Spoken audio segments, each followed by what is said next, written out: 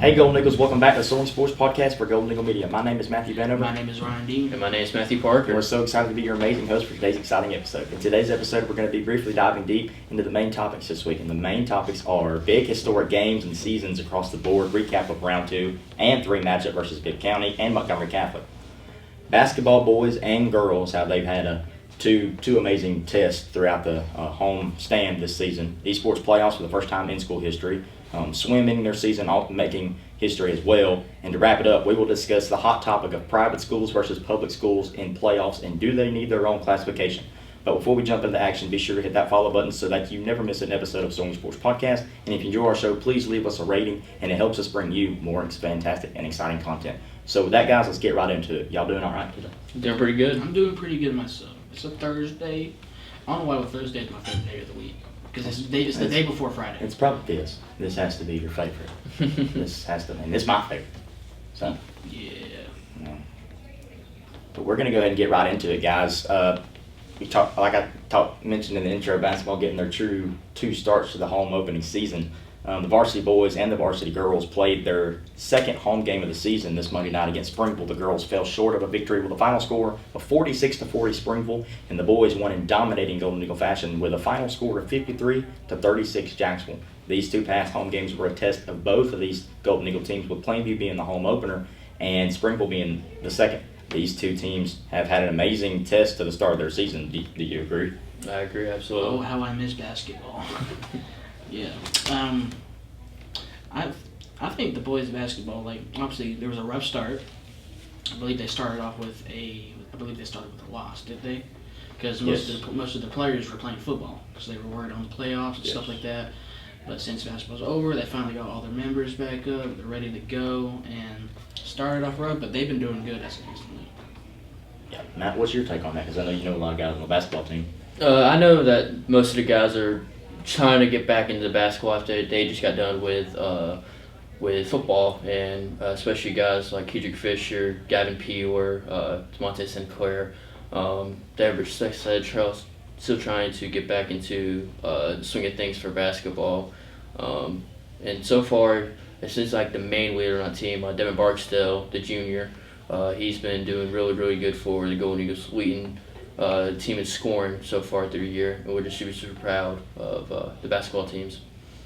Yeah, that one thing, back-to-back state championships for the boys in Class 4A, that's something that, those guys look on, they're like, okay, so the opposing team, let's say I'm the coach of the opposing team. Hey, we're going to play the back-to-back state champions, guys. We got to step it up and book it. And sure enough, the first game of the season, the opponent did.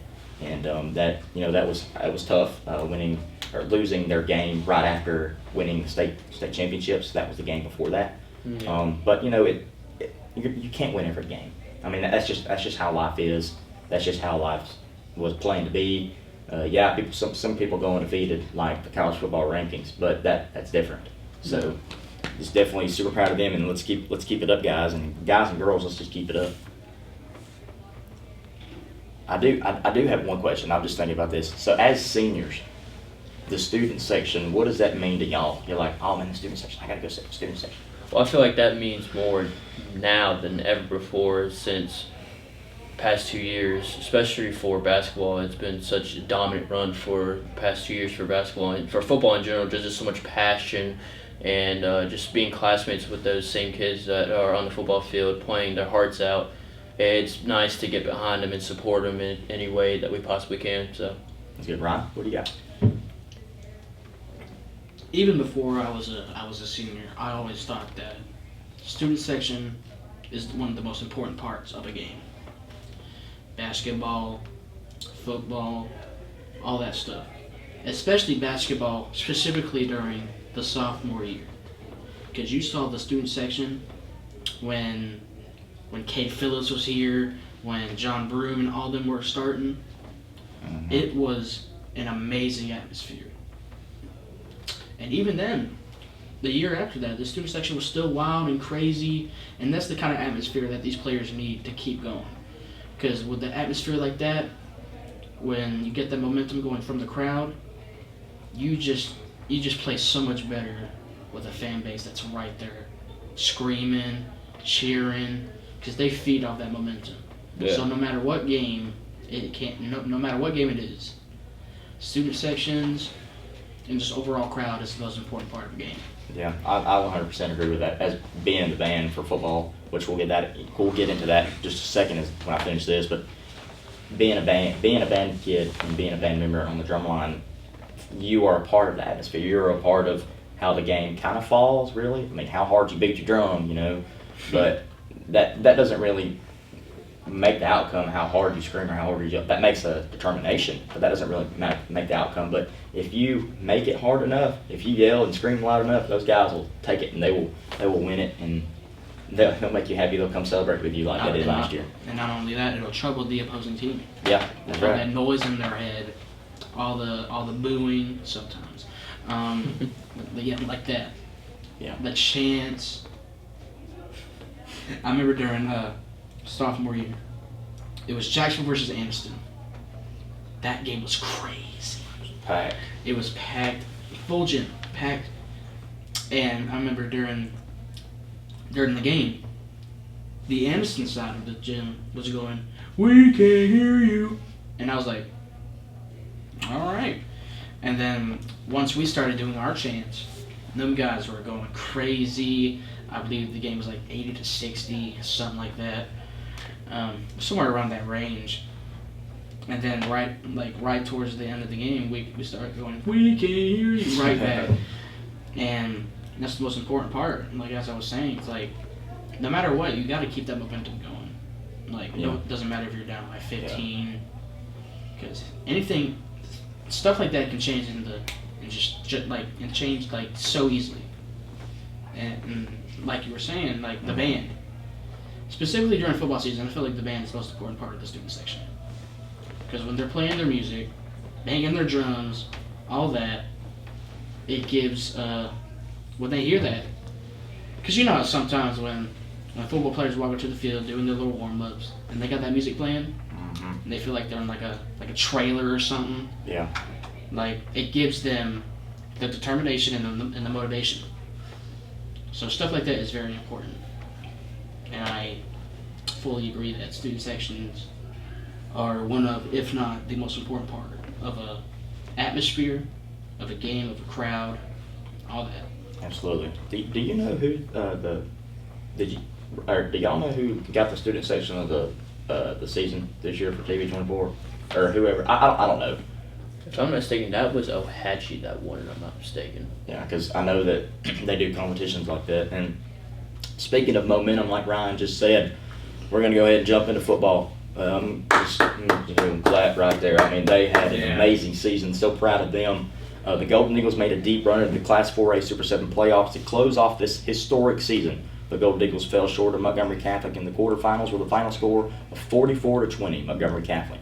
The Golden Eagles participated in their second round 3 appearance in school history, making that record book now 1-1 on round 3 home matchups. These guys were devastated, yes, but I heard the juniors this year talking about their next season and how they were going to prepare. And that was something that I was like, man, they just keep on keeping on. So with that being said, our whole entire Golden Eagle Media crew is proud of them, from videographers to editors to sports analysts to commentators to supporters. We are definitely super proud of them. Like I said earlier, round of applause, but I am just super duper proud of those guys. Couldn't be more proud of those guys. Those guys have been working all since through the summer, going through the 7-on-7s down to Troy, Birmingham, all over, and we're super, super proud of them. Especially all the seniors, super, super proud of them. So, yeah. Absolutely. Ryan, you got something to say about football? Like I was saying, like, this is like the second time we've made it past second round. You know how people were gassing up this round 3 because we were like, oh, last time we made it past second round, we made it to state. And it was just like, and I was like, don't get your hopes up now. Good stuff like that. But as I was saying, these guys worked like harder than anyone that I know. Especially how I heard that Jim Ogle, specifically during the round 3, he was on everyone's tail. And that's the kind of leader that you want to have. that's always going to be there, that's going to discipline you, like coaches, leaders. That's the type of people you need, and just overall, this season was amazing for our Golden Eagles. It sucks that we couldn't capitalize it and gone further into the playoffs, but we still made a deep run, and I am proud of this football team. Yeah, so do you have anything to say that you're proud of? I mean, speaking of just football in general, for the team, I know that the all-county team came out last night, and Jim Ogle was nominated to be Player of the Year for Cowan County 4A through 6A. So we're super, super proud of him. He had a very, very fantastic season with 44 touchdowns and 6 interceptions. Super, super proud of him, as he deserves everything coming his way, as he'll be heading to Troy in the next month to enroll early. Like I said, we're super, super proud of him, along with Monte Sinclair, Kedrick Fisher, Zay English, and the rest of those guys up front, along with the defense, along with Charlie Wright, Ryan Mitchell. along with two more all-county teams, Braden Ball and Ben Pritchett on the O-line. So big shout-outs to those guys. So a couple of younger guys, super, like I said, they work their tails off in the weight room and at practice, especially those guys up front. They learn every single week, even from this season from Boaz to Oxford. I mean, there's just massive improvements up front, and there'll just be a lot better coordination next year going into their junior and senior years. And so, yeah, we're just super proud of them on a historic year, going all the way to the third round. And we're looking forward to it next year. I know, Matt, you have gotten the opportunity to talk to the coaches the past couple of games. You got some info on that? I do, and I want to say thank you to everybody who gave me the opportunity to ride back with Brian Owens and Clint Smith and Marcus Albright and Hunter Kreider and all those guys. Definitely a huge thank you to all the guys who made that happen.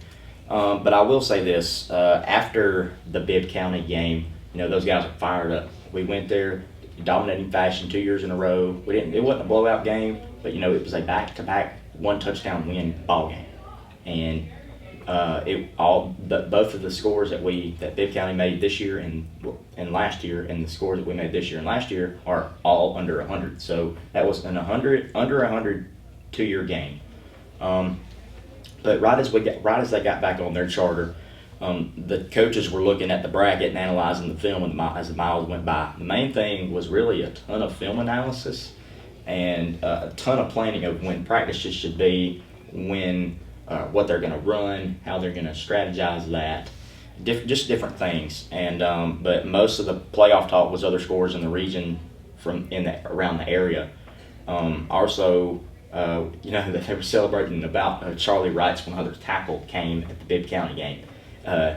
But like I said, they analyzed film as the miles went on, and very, very sleepy ride back. But when those guys got on that bus, man, they were hyped.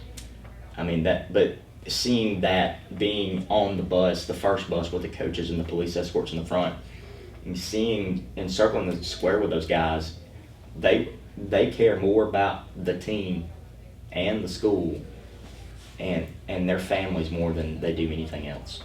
Those guys, yes, they're rarely home during football season, but they were like, okay, hey, we should run this next week. Well, maybe you need to talk to him about that. Well, he's got something he's got to do. Well, maybe we should work that. They were trying to work things out with the kids, and getting phone calls about congratulations calls. I'm quoting Braden Ball on this one. Braden Ball was in the back, and of course I was sitting next to Coach Brian Owens, our defensive coordinator, and he said, Braden Ball goes, "I want Montgomery County right now, Coach. At 3 a.m. I want him right now." And Coach was like, wait another Friday. And it was so funny. Those guys were so hyped up. But unfortunately, we went on to round 3 and lost the game. But I just want to say, from the bottom of mine, Matt's, and Ryan's hearts, we would like to thank all of you guys for submitting your questions for Touchdown Talk Show and tuning into the football live streams this season. I tuned into one of them as a so-called special guest, but Matt and Ryan did the podcast, the streams this year, and they did an awesome job, guys. Y'all did an amazing job. Heard from different guys that a lot of people that loved it, and But yeah, definitely thank you guys to all you guys who are watching this week on YouTube, and from this week from now on, thank you. Keep on submitting your questions. The comment section, load it up, man. We would love to answer questions. We'll sit here an hour and answer questions. But after that, let's go to esports. Ryan, I'm gonna let you run with it. Oh yeah, you already know I got this handle. Go for it. So both team blue and gold played round 1 of the playoffs yesterday, and both teams won 3-1. Wow. 3-1 was the score for both teams, and that's big for me, being as a senior, being on the first ever Jacksonville High School esports team. Mm-hmm. Not only that, being the first Jacksonville esports team to win a playoff game. And I thought that was huge for not only me, but for the whole team. Because first year, not even that first season, because there's 2 seasons in a year. There's a spring season and a fall season. And yeah, it's very huge for us, and round 2 is going to be this Friday. Team Blue is going to play Viking Bros, which is who we lost to earlier in the regular season. Yeah. Team Gold, I'll have to check again. Team Gold will play a team called Smashing Pumpkins. It is It's Christmas time. I don't know why they're smashing pumpkins, but yeah, they're gonna be playing a team called Smashing Pumpkins, and it's gonna be huge for us.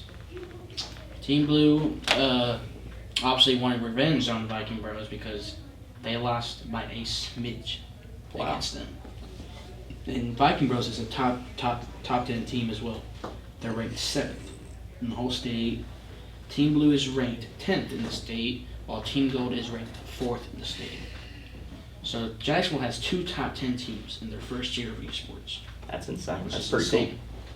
But yeah, round 2 of esports is this Friday, and it's going to be huge. And Coach Kreider showed up to the esports game yesterday, and I was just like, what's he doing? I was like, what's he doing here?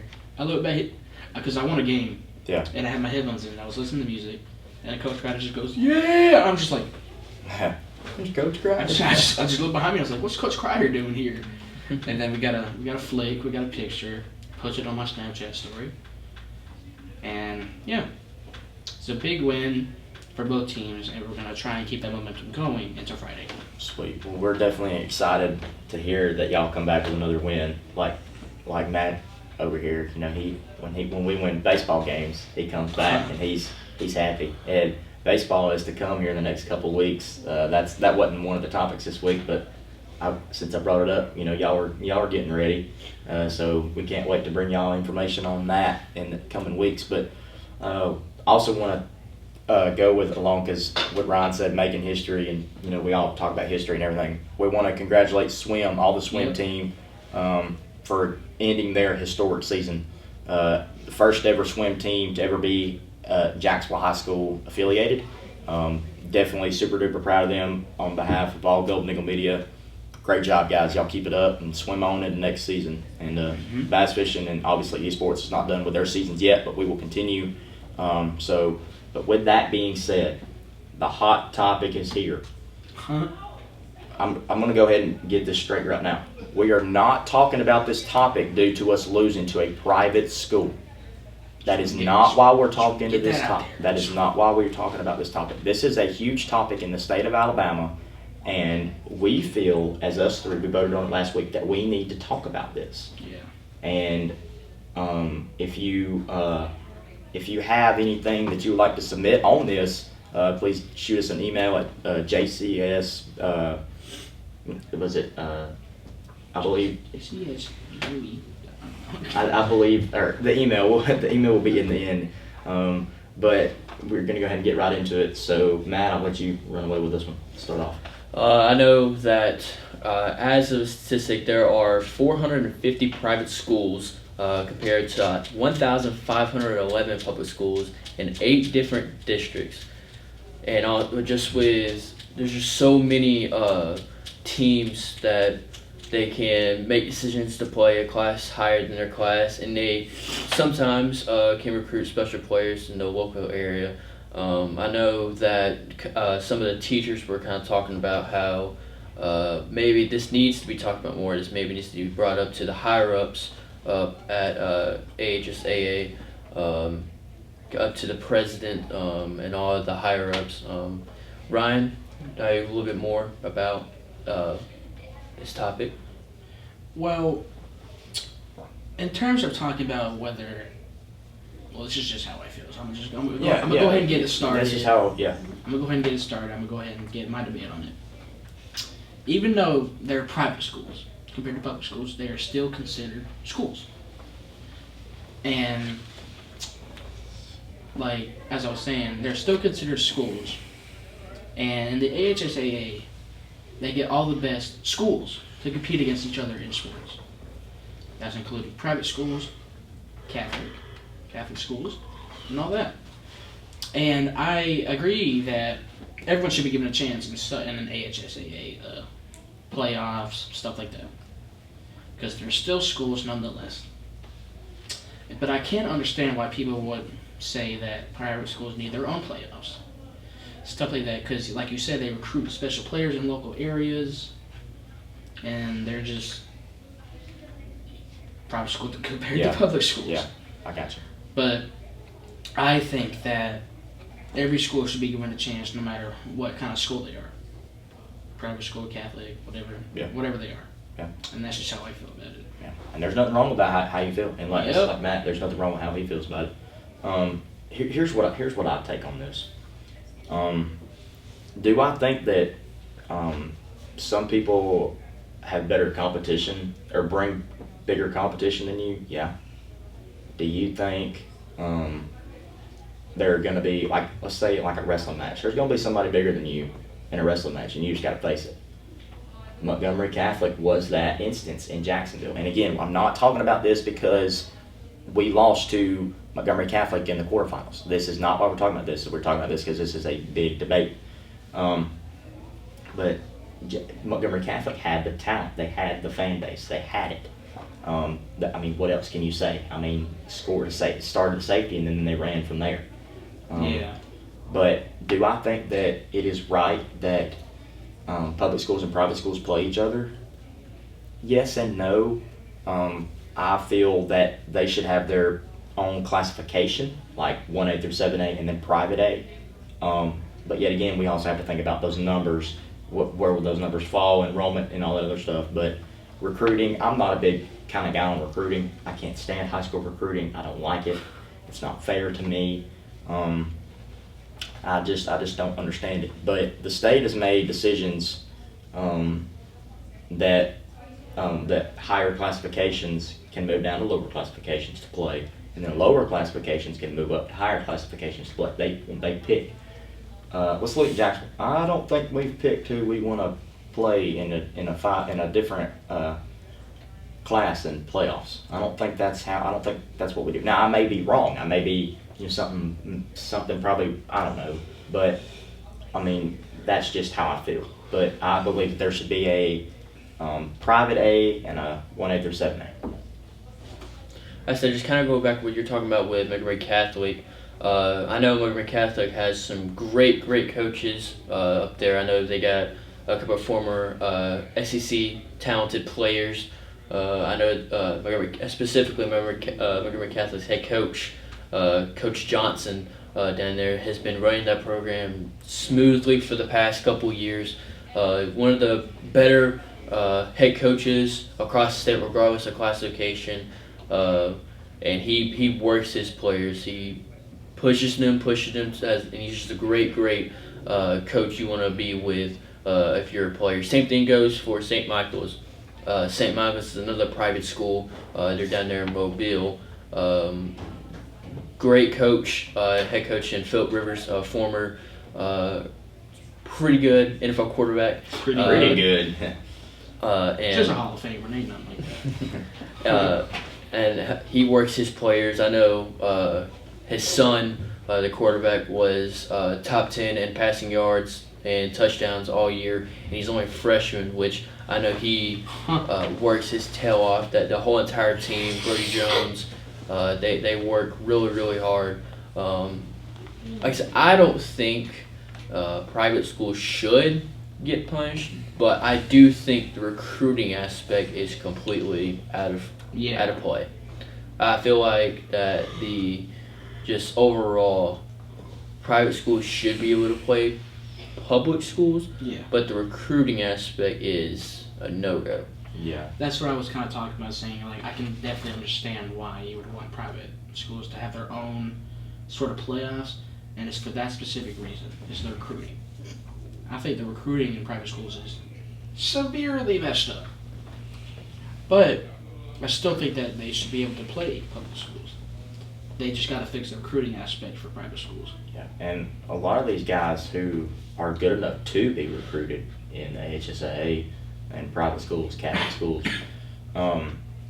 they go to, let's say they go to a college and then they are expecting to be recruited because they have been recruited before. Well, what if that college doesn't recruit? Spoiled. I mean, you're spoiling yourself. I'm recruited. That I can get that. I understand that. Yeah. But that's where the high head is like, all right, we need to take a chill pill. We need to stop. But this is guys, and this is just all opinions. This is no source.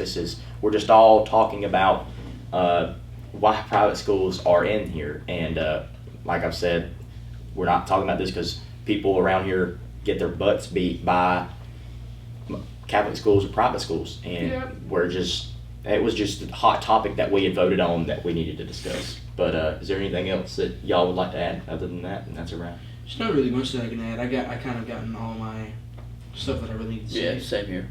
All right, but guys, that's a wrap for this week's episode of Soaring Sports Podcast. We want to thank all the athletes and the fans and the questionnaires for sharing their insight into Golden Eagle Media Sports and for giving us an inside look at their day by day. We hope that you enjoyed taking flight into soaring into Jacksonville High School sports with us.